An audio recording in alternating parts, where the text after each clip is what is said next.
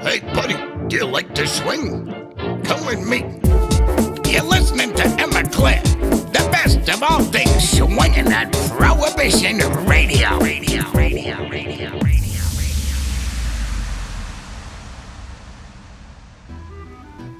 I'm Emma Claire, and you're listening to the Prohibition Radio Show. This is the third instalment of our brand new interview series, and this month it is the turn of French producer ProleteR.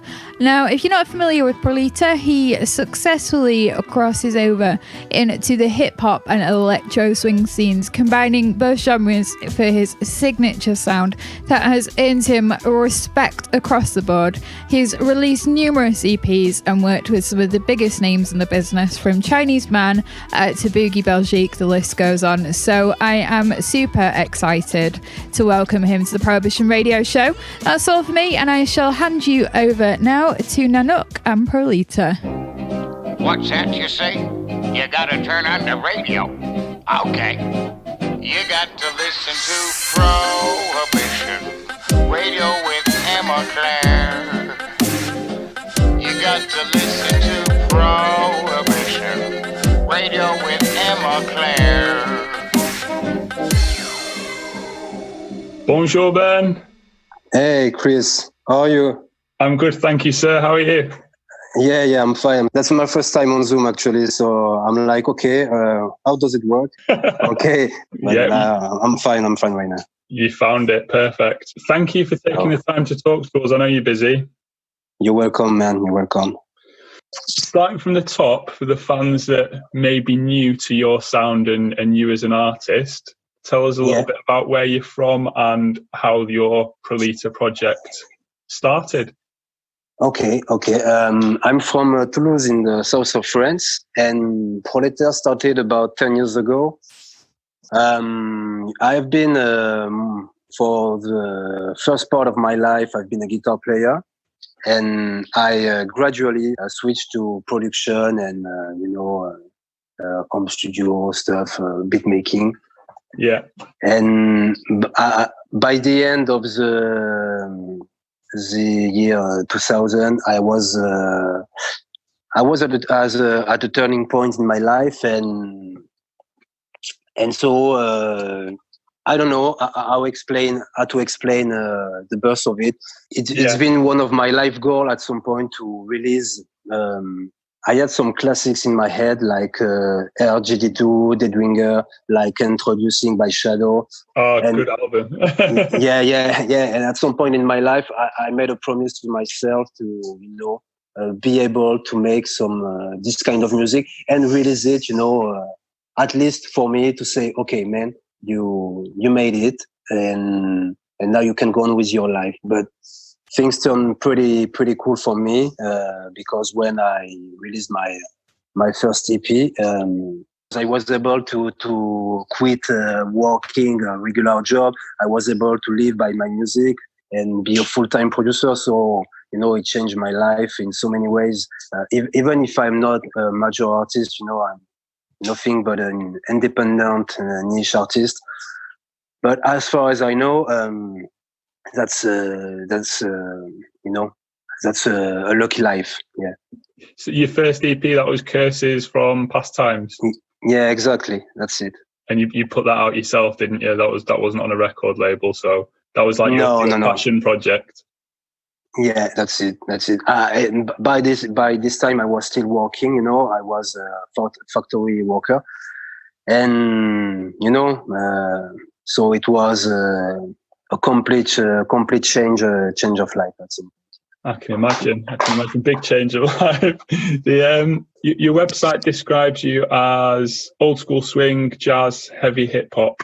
Is that what you describe yourself as? Because some people use the new sort of like swing and lo-fi. People are using those terms.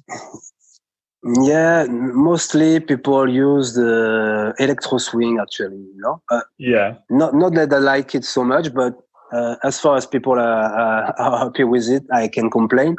There's been a time when I used to fight against it, like no man, I am from a hip hop background.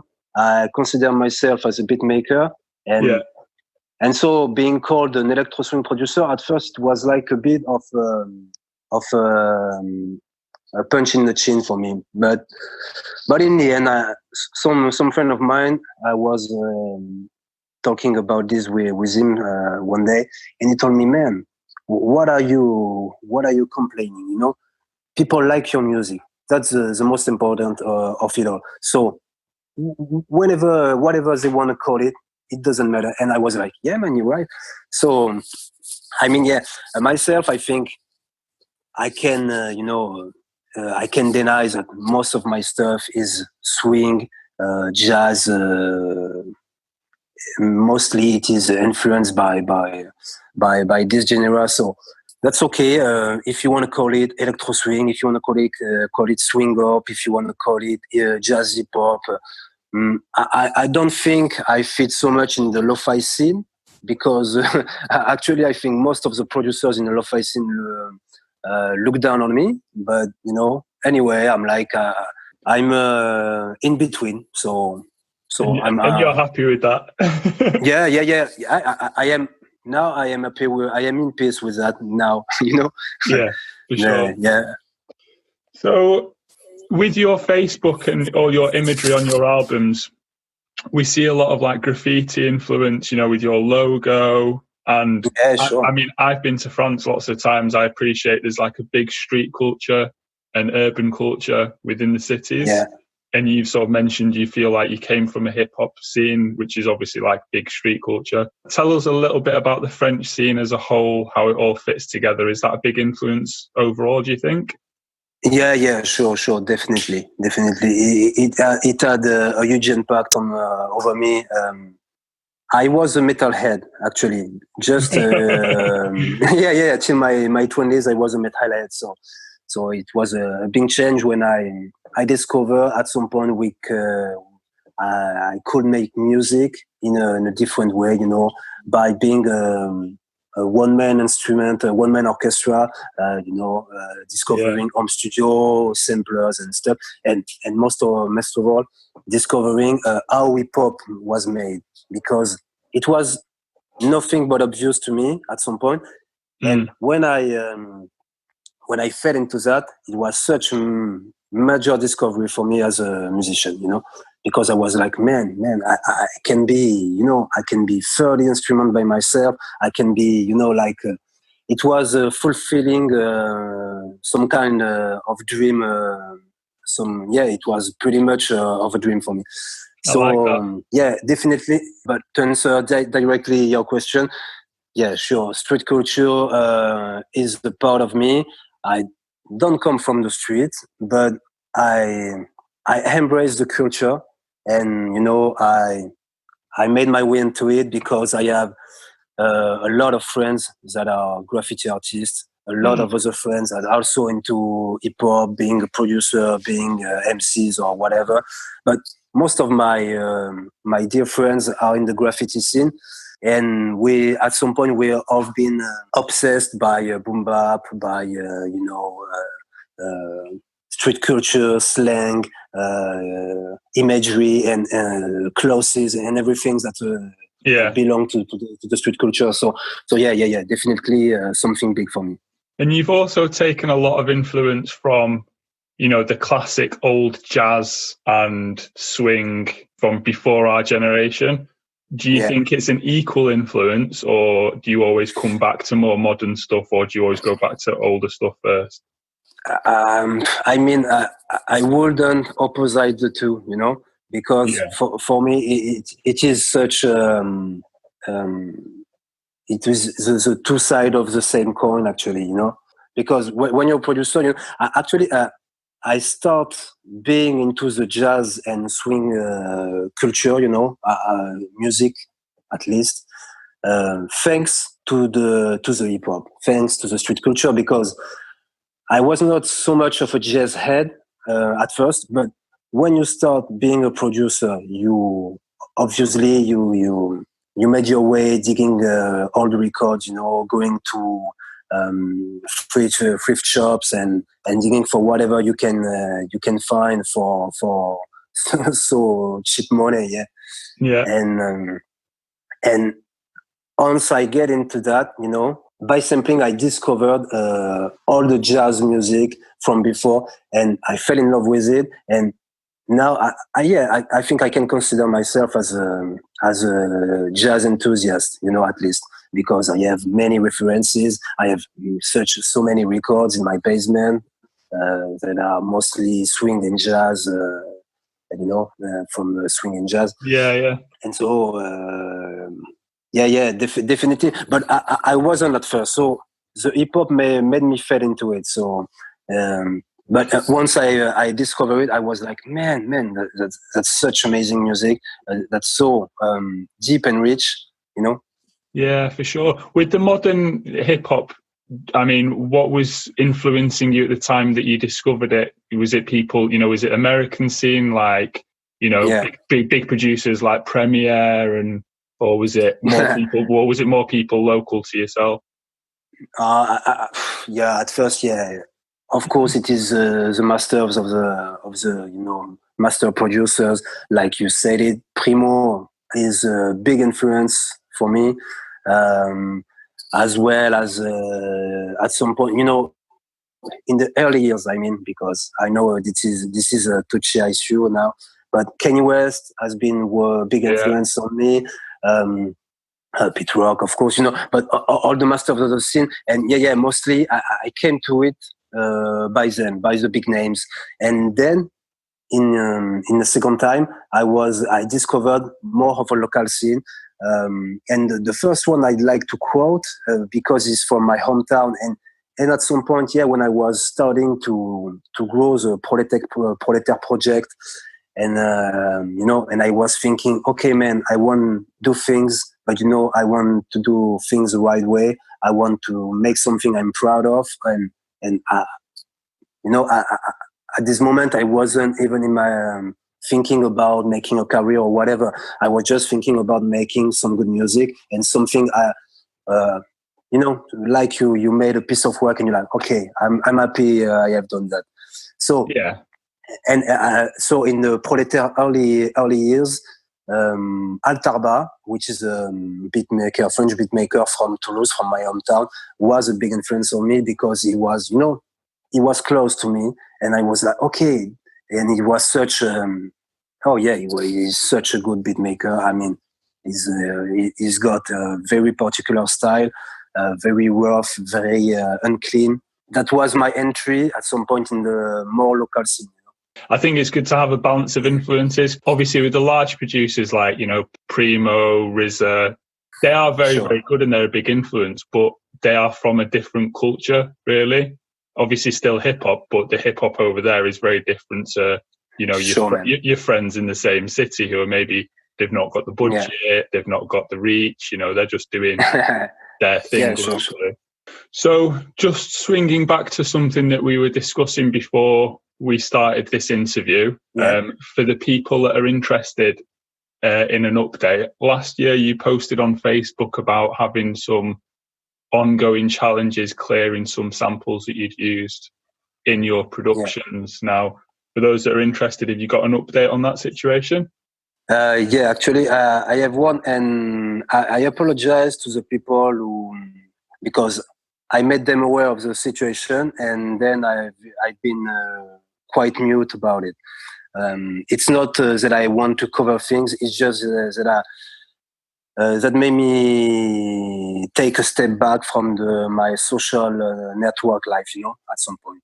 Yeah. But that being said, actually, a deal was signed with the company involved in the legal issues, and so it is pretty much done now. I'm like I have the right and the authorization, the legal authorization to use the samples, and so everything is in order as far as I know. That's fantastic news.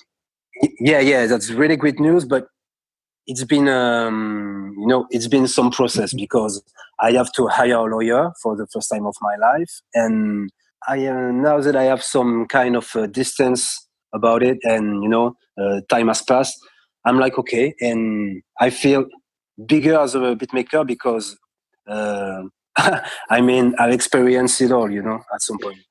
I'm like, okay, this was my first major legal issues.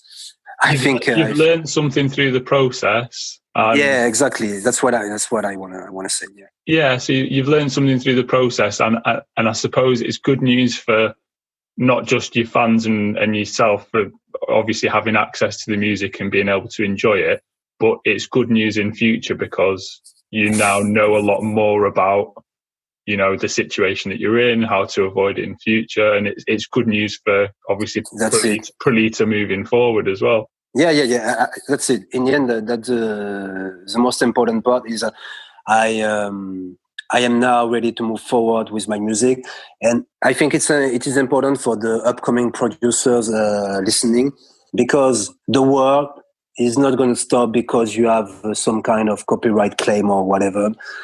It can happen, and that's a fair game because okay, that's fine. I use these samples for real, and I didn't clear them, so mistakes on me, my bad.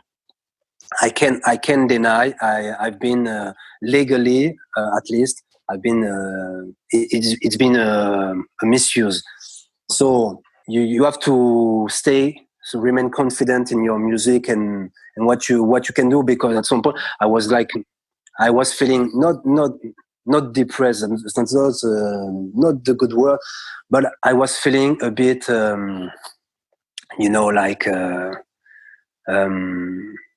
how can I say that? Unsure of what the future might hold. Yeah, exactly. I was being, what I'm gonna do with this situation? What am I gonna do? How can I continue making music the way I used to in this situation? So it's been a lot to process.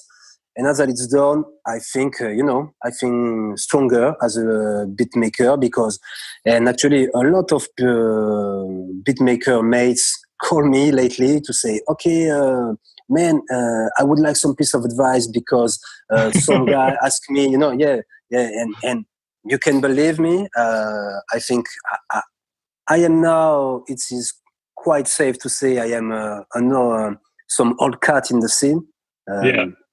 Yeah, because I've been there for almost 10 years, and I'm not the only one in this situation. A lot of big producers can face such such legal issues. So I've been giving advice, and I am pleased to do that, actually, because I'm like, okay, that's good. I have the experience, I've seen it. I've been there before, guys. So yeah, if I can help you, I will definitely be happy to do. Yeah. I respect that, mate. That's very nice. I think that helps the scene as well, because sometimes new DJs or new producers who are only just starting out, they don't really think about the scene as a whole. They're just like thinking about their next EP or their next gig. And when you get to this position of experience like yourself, you can then start giving back to the scene that supported you and helping younger artists. I respect that, mate. Exactly. You said it all. And actually I'm pretty happy, in this role, because I'm like, okay, you can share something you've learned for the years. And when you started from the bottom, being just by yourself, and you grew into the scene, and actually that's one of the good things. I don't want to, we're not all friends. We're not all, we don't get along. All producers don't get along together. But at least what I can say from my experience in France and mostly in European area, because I've been, connected to a lot of the producers in Greece, which is a country was really nice scene. Yeah. And anyway, what I want to say is that, for the years I've settled into the scene. I made a lot of, new people, producers and people around them. And for the most part, it is, everyone is connected, and okay, some people, you never like everyone, you know that, but at least there's some kind of people are pretty cool in this scene. Yeah. Let's say it simply. I'm really sorry, guys, for my English. I try my best. Your English is better than my French, so yeah. Thanks for that. But okay. Hey, buddy, do you like to swing? Come with me. You're listening to Emma Claire, the best of all things swinging at Prohibition Radio. With obviously the situation in Europe, with quite a lot of countries being locked down, everyone's had gigs cancelled. Myself, I'm assuming yourself, the whole scene has been impacted. Sure, man. But this has also come at a time whereby you've had a bit of a weight taken off your shoulders with the legal challenges. So you're like in a position now where, are you going to be producing more? How are you going to be filling your time? Are you going to be taking the opportunity to catch up with family, or are you going to be in the studio? What can people expect of you in the next couple of months? Yeah, definitely. You can expect from me some new music, because I think it's pretty safe to say I will not be touring till at least September in France, and for the other countries, and touring abroad isn't an option till 2021, I think. So yeah, I think so too. Yeah. So I'm like, okay, let's get to it, and and try to get the better out of the situation. So yeah, definitely. I am. I already been producing a lot of stuff. I have some stuff cooking right now. But yeah. Because I think I can say it actually. I might be releasing some kind of a beat tape. No, not typical, not a regular or classic ProleteR project, but something more like in the format closer to a beat tape. Oh. And yeah. And actually, it will be released by an American label, which is called Future Chip Records.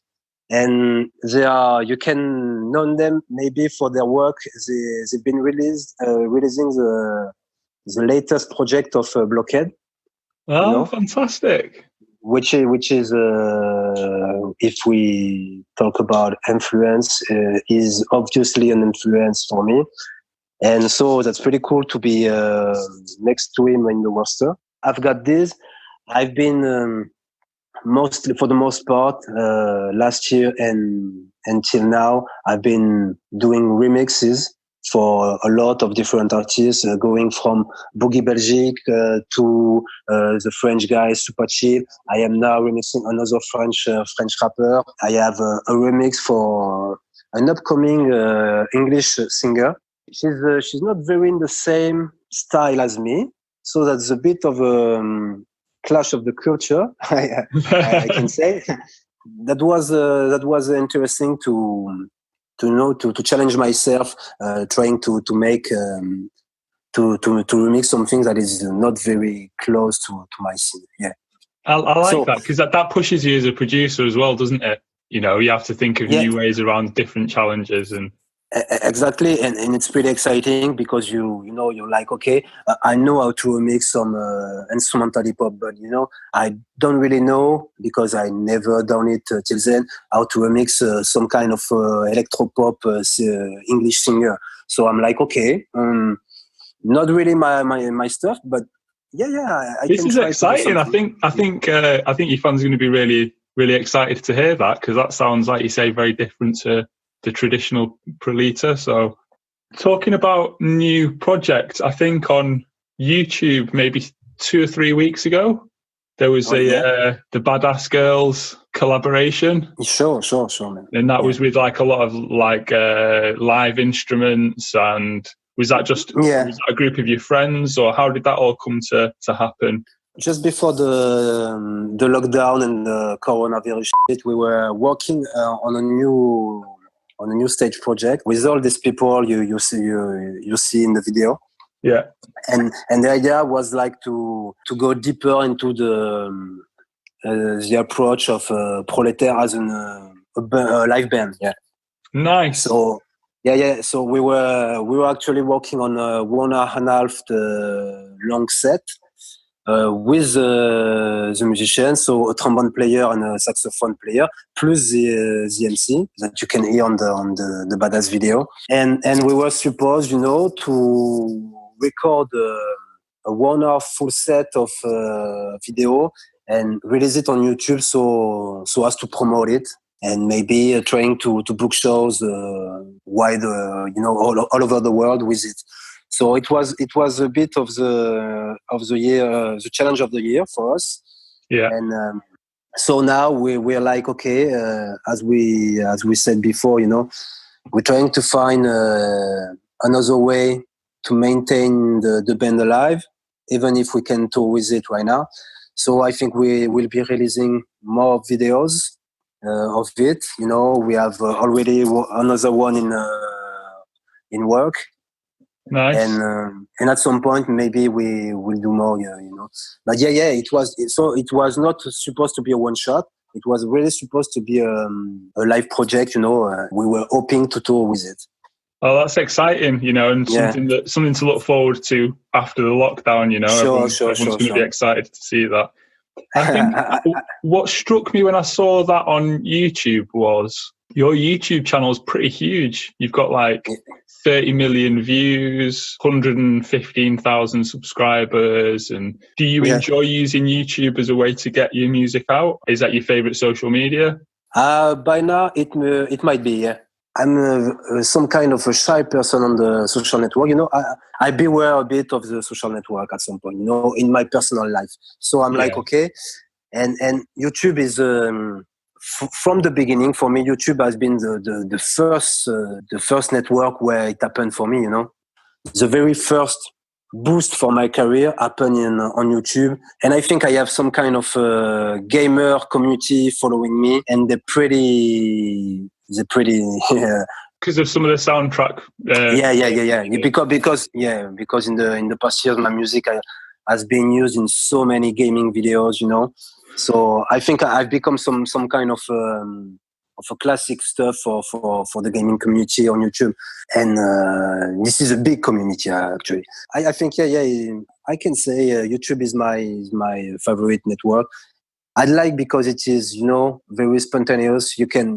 I get the feedback, like I release a track and then in the 5 next minutes, I already have comments and feedback. And so it is very exciting to release stuff on YouTube. And myself for discovering stuff and I am much more scrolling over YouTube than in Instagram or Facebook. Yeah, that's for sure. Yeah, I'm the same. I quite like it as a format as well. Like you say, it's different things that come together and I like that. Yeah. So on our Facebook page and on the Electro Swing group, we have a few fan questions. Okay, cool. I like that. There's a young man called Liam who asks, are there any more collaborations with Task Rock planned? Oh, okay. So, hi Liam, and definitely, man, I mean, Task Rock is my man. We've been working together all over these years. He's been one of the first MC who has been interested in working with me, and we develop over the years some kind of mutual respect connection. That's very cool. And so we are nothing in the work, officially, but I think it's safe to say at some point, we will be making more tunes together because. We like working together, and he's my man. When I've made a new batch of beats, of demo beats, I'm always send some straight away. Sure. That's it. He always has them before anyone else. So that's good to hear. So Syed asks, after the lockdown, are there any plans to tour US or Canada? Yeah, man, I really hope so because we talk about the live band project that's been on standby, because of the virus. But definitely, our main goal with this project was to tour in in America and in Canada. So as in my life, I never been to America actually. And I'm like, okay, man, that's such a shame you never went there. So I want to perform as an artist at least once in the States. So yeah, definitely. This is one of my life achievements, and I am gonna stick to it. I want to play in the US before my career is over. So Syed, if you're listening, you need to keep your eyes peeled after the lockdown, mate, because you're going to make it happen. Exactly, because I want it so bad. So one way or another, it's gonna happen. Yeah, I know. I have such a strong feedback and support from the States from the beginning, and it's still true today. I have much more support from the States than France, actually. You got good global support. You got good global support, definitely. Yeah, sure. I mean, I can complain about it, because that's great anyway. But I'm like, when I see my stats in the US, I'm like, man, you definitely have something to do over there. So yes, that's a big yes. Fantastic. So Jonathan Shock asks, why the capital R in ProleteR? Oh yeah. Also, at first it was just some kind of graphic trick, something. The first time I had a logo made, it was a friend of me, which is French but actually living in Montreal, and is a graffiti artist. He's called Sbuon, if you ask. Sbuone. And he's a great artist and a good friend of mine from the college years. The first time we made the logo, I was like, okay, let's make this capital R because we were thinking it was interesting to see, just visually. Yeah. And at some point, it became some kind of signature, okay, everyone, let's stay on board, but most people know ProleteR is written with the capital R, and when people forget about it, actually I am a bit pissed, so I'm like, man, you forget my, to put the capital R, and I'm, it pisses me off a bit, and so don't forget it. It's now part of the ProleteR package. You have to take it all. And yeah. So what can I say? It was I was just thinking it was cool to write it like that, and at some point it became something recognizable for the people to know it's me. Yeah. Nice. We have a question in from Bob who asks, in April Showers, your track, if you're allowed to say, is the sample Ruth Etting or Teddy Joyce? Nope, my man. No, you got it wrong. Neither. Yeah. It's not you said, okay, either it is the Ruth Etting or the Teddy Joyce. That's Teddy what you Joyce, said. Okay. Yeah. Okay. That's definitely not the first one. Okay. That's all I am able to say. Fantastic. And this is one last question from the fans. Yeah. When you're writing your productions, when you're making beats, do you build a song around a sample, or do you write a track and then find samples to fit? I would say 19% of the time, I'm building my track around the sample. It can happen from time to time that I made a loop, I made some kind of guitar licks or a loop with the Rhodes or a piano. Yeah. But most of the time, ProleteR is definitely sample-based music, So I think it's in the DNA of the project, and not that I can write music, people. Yes, I can write music, actually. I don't know if I can write good music, but I can write music. I've been doing that for the first half of my life, being a guitar player, But I like to manipulate samples, if you ask me. I like the sound of it. I like the tone. I like, what you can do about it. and it's just another way to make music, to create music. And even if I am aware, and I think we can say that ProleteR, some of my tracks are, you can call them remix track maybe, but at least I try to be a good remixer. But yeah, to answer your question, man, mostly when I'm writing, or when I'm making a ProleteR beat, yeah, it's all about the sample at first, because like I had to have the sparker that you can have sometime when you chop a sample and you're like, oh man, okay, yeah, and you got ideas flowing and inspiration coming from that, and that's something I really like. Nice. Sorry if I'm being too chatty, No, I love it, mate. I love it. Find us on Facebook, whatever that is. Facebook.com, Prohibition MCR. Hello again. Yeah, Chris. Cool. Perfect. The technology works.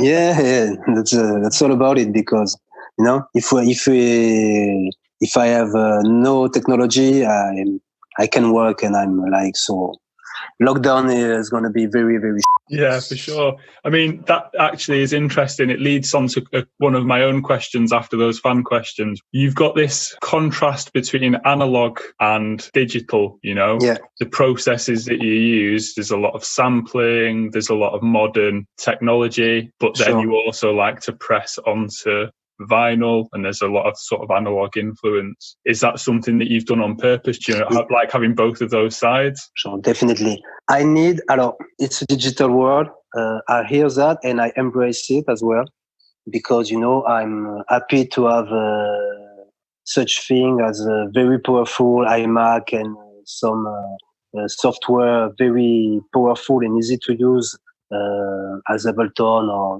whatever you're using. But the possibilities are infinite. It's something you can never go at the end of it. So I'm like, okay, that's very cool, and I think I am actually, even if it hurts a bit to recognize it, but I'm more of a computer producer than a hardware producer. Meaning, I started on hardware, old school samplers. My first one was SP 505, Oh yeah. Yeah, some kind of a cheap MPC. Then I had MPCs, but most of my tracks have been produced with a computer. So I'm like, okay, so this technology and some functions you can find in the very recent software are life changers for producers. You have a gain of time, you have a gain of so much easier, and something you need, I don't know, 1 hour to make on the MPC, you will do it in 5 minutes on Ableton. So I'm sorry, I'm being short. No, you carry on. For the people listening to my discharge, I can say it is a side effect of the lockdown. Actually, I didn't see so many people for the past 2 months, and I'm like, okay, I need to speak to people. It's nice to talk. It's nice to talk. Yeah, cool. Now, so long story short, yeah, it is important to me to have the both sides, because, and which is why I am right now implementing with more hardware stuff. My home studio. I spent a significant amount of money buying all the MPCs. I've just bought a 2000 XL, and and I have to buy spare parts, because it is something that was built 20 years ago. So some things won't work with it, and I'm like, okay, so because I need to have some hardware, some stuff I can put my fingers on, some things I can relate to. I don't know how to explain it, but I think most producers will hear me when I say that. So the thing is, actually, I won't start producing my tracks on an MPC again, because it is way too laborious. It is way too hard, But I need to have the gear, and that's why as well. That's an interesting thing. Some younger producers nowadays who make sample-based music are mostly, sampling stuff from YouTube. Okay. Yeah. I mean, I'm totally fine with it. I'm not judgmental. I'm not saying you guys are not true because you do that. My very dear friend, Cognitive, do that all the time. And I'm so Great fine producer. with it. Okay. Great producer. Yeah, great producer and such a great guy. I mean, that's a very good friend. So I'm like, okay, I'm very fine with it. And yeah, he's got some very, very good tracks, and I like him. Anyway, so my point being, for me, I can feel the truth of it all if I'm not sampling from a record, from a actual record, a vinyl. Yeah. Because I need to have the sample in my collection. I need to digitalize it, for making it through my MPC, I need to have that process. So I feel like I don't know. I need to have it. It is more true to me. But I'm not saying it is not true if you do otherwise. I know what you mean. Yeah.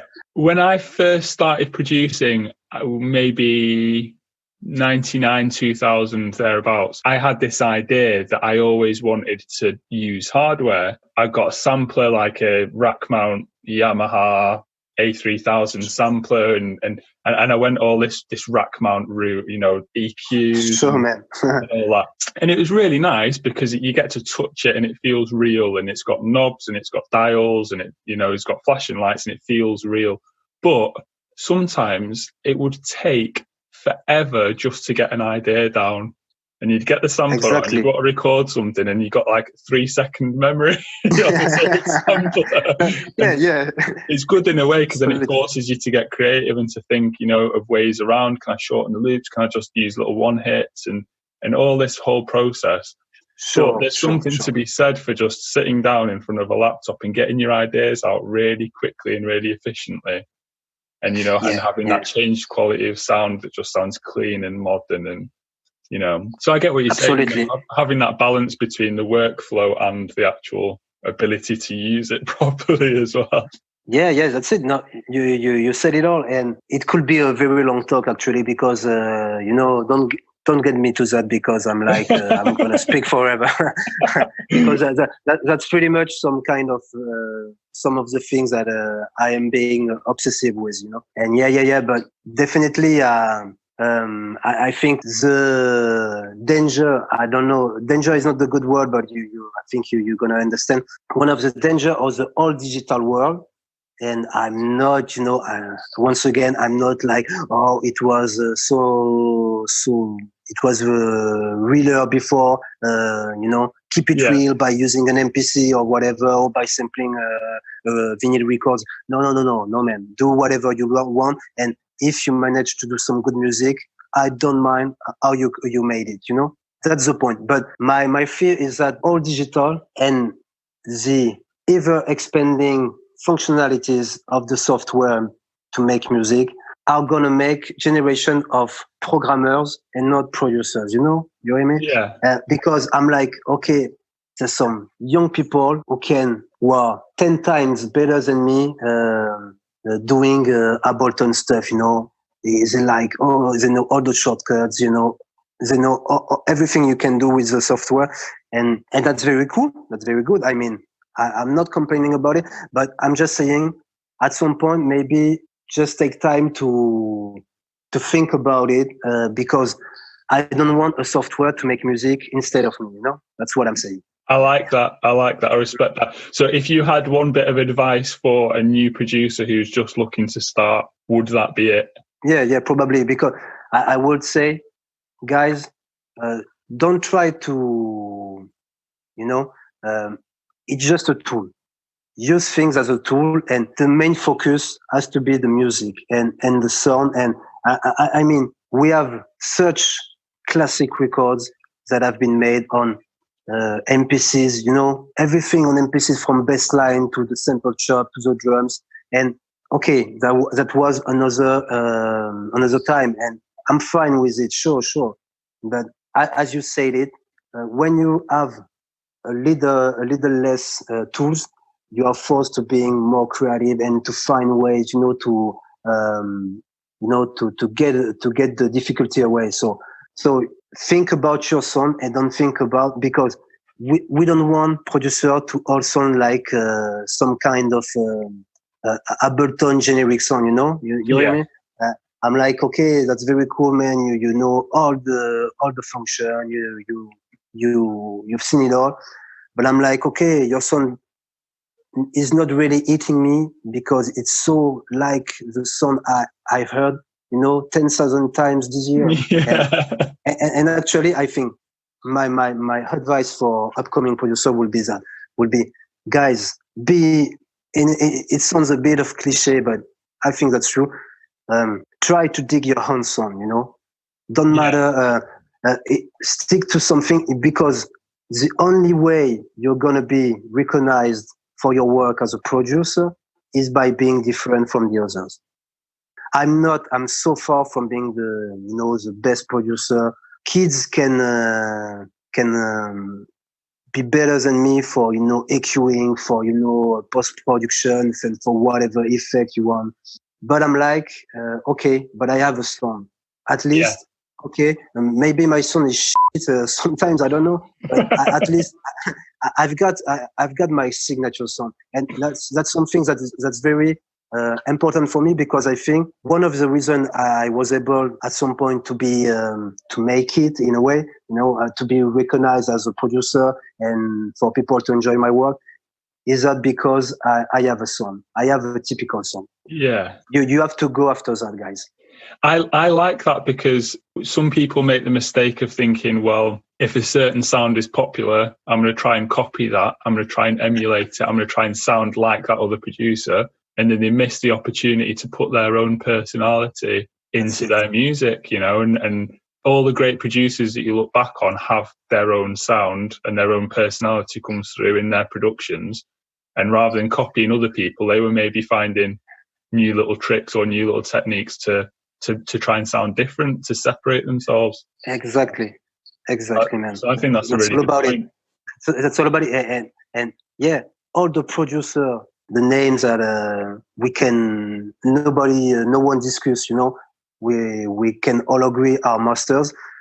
They have their own sound. So Primo doesn't sound like Pete Rock doesn't sound like RZA, and so on. You know, so I'm like, okay, I think that's the most difficult part and the most interesting at the same time. 100%. When you have been able to find your own sound, it's such great, because then you can dig further and further to you know, to get the better out of it. And I really like this idea, because that's something. Okay, I'm such a small artist, but one of my achievements in my life as a whole is that, you know, I'm pretty proud that I sound like myself, you know. I like that. And I think with new artists that are coming through, or maybe just learning to produce, maybe they've just bought a controller, or they've just got a copy of Ableton or Reason or Fruity Loops, and they're just trying to write a few beats. They almost lose that confidence if they're not instantly recognized. You know, if they, you know, the first track they write is crap and no one listens to it, they lose confidence. And then that's when they try to copy people. They go, oh, well, that track's popular, so I maybe write a track to sound. And they start chasing that popularity, don't they? Rather than just doing their own thing and then attracting fans that are interested in them. And, you know, like you say, it's a big life achievement to actually make your sound. You know, I respect that. Whatever it is, man. I'm not judging, you know, my own sound. I'm not saying this sound is good. I'm just saying this is my own. But, you know, you can say, oh, your sound is shit, man. I'm okay with that, actually.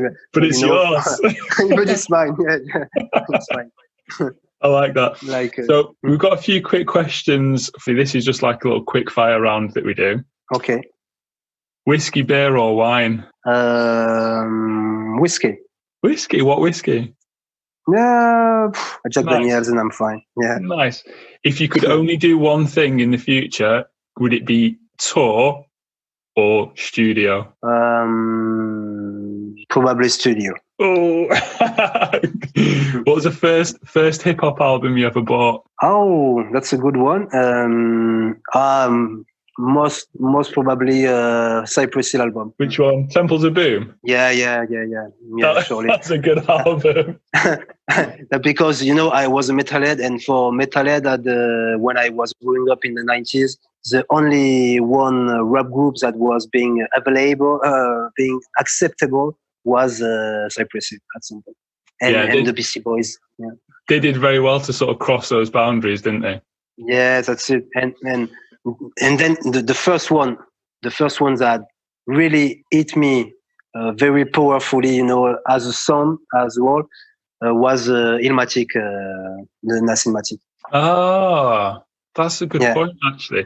Hey, do you know who else crossed that boundary a little bit? Busta Rhymes. And he started, he did a little bit of crossover stuff later on, didn't he? Sure. So that was your first album you ever bought. What was the most recent album you got sent from a friend? Okay, I can tell. Just let me look at my playlist, because I have a playlist where I put all the things I am listening currently.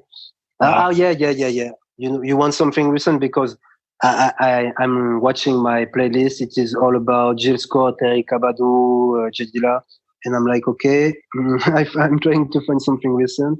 Oh yeah. Maybe it's something from Mick Jenkins. Nice. There's another track I've been listening to a lot recently. Something from Isaiah Rashad, and For the Squad. It is the title of the track. Nice. So, out of your local French scene, within your friends and your peers and people that you produce with, is there any shout outs you'd like to give? People that the fans that are listening should go and check out. Okay, sure, man. We already speak about him, but I will do it once again. My man Cognitive, if you don't know him, is a French producer. He has quite a similar parallel, career as mine. So if you're looking for soul and very entertaining beats with some kind of that reminisce the best of Fatboy Slim, then you can go for it. Nice. I have Dejioji. He's the French beatmaker, very cool, an old cat of the scene. I think everyone loves Deji. Nice. You've got Altarba, you've got Oursin Plus. Oursin Plus are great. They're making very classic hip-hop jazz beats, but they're really nailing it, yeah. Boogie Bajik, very nice project as well. I remixed it twice, actually, and very cool. My man ProleteR from Belgium as well. Nice. ProleteR, he has great bangers, So people that want to hear your stuff, obviously we've spoken about YouTube and the fact that you're active on there. We'll put links in the comment. We'll put links in the comments when we post this. But where can people find your stuff? Mostly, guys, if you want to support my stuff, if you want first hear it, you can go to SoundCloud or Bandcamp. I think all my tracks, or pretty much all my tracks, even more than are on SoundCloud. And if you want to support me by listening my stuff, the very good thing to do is listening to me on Spotify, Apple Music, or Deezer, or whatever. I actually like to mention it because most of the people don't know it, but they believe that the streaming platform are all for the big artists. And actually, people have to know that for independent artists, this platform game changing, especially when you're not touring like right now. Yeah, we can still afford to live by our music thanks to the royalties we gain on this platform. So whatever. What I'm saying is, guys, if you're listening and you want to listen to more music, head over to Spotify and we'll put the links in the comments below. That's very cool. But if you want to dig more stuff from me, because my tribute series aren't on Spotify, so you can go to my SoundCloud Bandcamp pages and you can have it all for free, guys. Yeah. Excellent. So what does the future hold? What does the next 6 months hold? Just I want to release new music, and I feel inspired right now. So I'm working on a new ProleteR EP. I think it will be out in quite short term. Yeah. Don't say exactly when. No, I can't, because man, I'm so bad at deadlines. So You've got a family as well, so I don't think anybody minds. Everyone's just really looking forward to it anyway. So yeah, that's the real life, That's the real life. That's the end of our questions, mate. It's been lovely talking. Thanks, Chris. Thanks a lot, man. Once again, guys, it's been a pleasure talking with you. Thank you for joining us on the Prohibition Radio Show. And listen, when this lockdown is finished, we're going to do our best to get you over up to Northern England, and hopefully we'll be able to share a whiskey together. Yeah, I'd like that, man. Definitely. Thank you, sir. You stay safe. Look after yourself. Yeah, same for you, man. Bye-bye. Hashtag Prohibition MCR. You've just been listening to Prohibition's exclusive interview with ProleteR. If you'd like to listen to his guest mix, then you need to head over to our YouTube channel, that's Prohibition Manchester, or Mixcloud/Prohibition MCR. Massive thanks to Ben for taking the time out of his busy schedule to be a part of our show. That's all for me, and I shall see you on the 17th of July for an exclusive Bart and Baker interview. Hey, buddy, do you like to swing? Come with me. You're listening to Emma Claire, the best of all things swinging at Prohibition